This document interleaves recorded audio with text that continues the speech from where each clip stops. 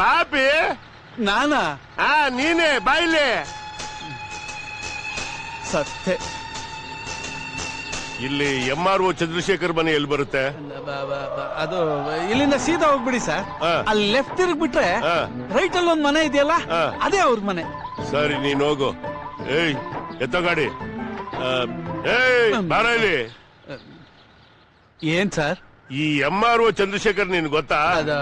ಅದು ನಾವು ಒಂದೇ ಏರಿಯಾದಲ್ಲಿ ಇದ್ದೀವಲ್ಲ, ಹಾಗಾಗಿ ಅವ್ರದ್ದು ಮುಖ ನೋಡಿ ಪರಿಚಯ ಸರ್. ಒಳ್ಳೇದೇ ಆಯ್ತು, ಬಂದು ತೋರ್ಸು, ನಾವು ಪರಿಚಯ ಮಾಡ್ಕೊಂತೀವಿ. ಇಂದಲೇ ಇದ್ರು ಮೋಸ ಮಾಡ್ಬಿಡ್ತಾರೆ. ಅವ್ರಂತವ್ರಲ್ಲ ಸರ್, ತುಂಬಾ ಮರ್ಯಾದಸ್ಥರು.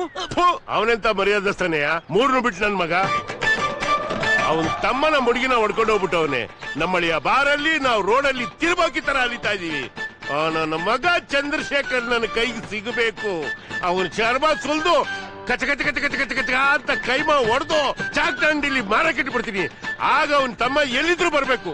ಅಲ್ಲ ಸರ್, ಅವನ್ ಚರ್ಮ ಸುಲ್ದು ಕೈಮಾ ಮಾಡಿದ್ರೆ ಅವನ್ ತಮ್ಮ ಹ್ಯಾಕ್ ಸರ್ ಸಿಗ್ತಾನೆ? ಈಗ ಅಡ್ರೆಸ್ ಕೇಳಿದ ತಕ್ಷಣ ನೀನ್ ಹೆಂಗ್ ಹೇಳ್ದೋ ಹಂಗೆ ಆ ಚಂದ್ರಶೇಖರ್ ಚರ್ಮ ಸುಲ್ದ್ರೆ ಅವನ್ ತಮ್ಮ ಆಟೋಮೆಟಿಕ್ ಆಗಿ ಎಲ್ಲಿದ್ರು ಬಂದೇ ಬರ್ತಾನೆ.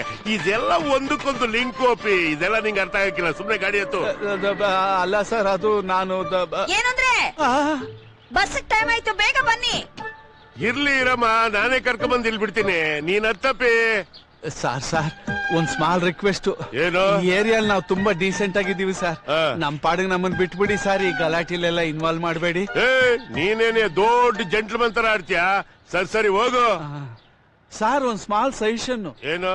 ಯಾರದ್ದಾದ್ರೂ ಅಡ್ರೆಸ್ ಹುಡ್ಕುವಾಗ ಕೈಯಲ್ಲಿ ಅವ್ರ ಫೋಟೋ ಇಟ್ಕೊಳ್ಳೋದು ಒಳ್ಳೇದಲ್ವಾ? ನಿನ್ನ ಅಡ್ರೆಸ್ ಕೇಳಿದ್ದೆ ಹೊರ್ತು ಸಜೆಷನ್ ಹೇಳು ಅಂತ ಕೇಳಿದ್ನ. ಅದ್ ಇಲ್ದಲೇ ತಾನೇ ಇಷ್ಟೆಲ್ಲ ಪರದಾಟ. ಕಳ್ಸ್ಕೊಳ. ಗಾಡಿ ತಿಕ್ಕ.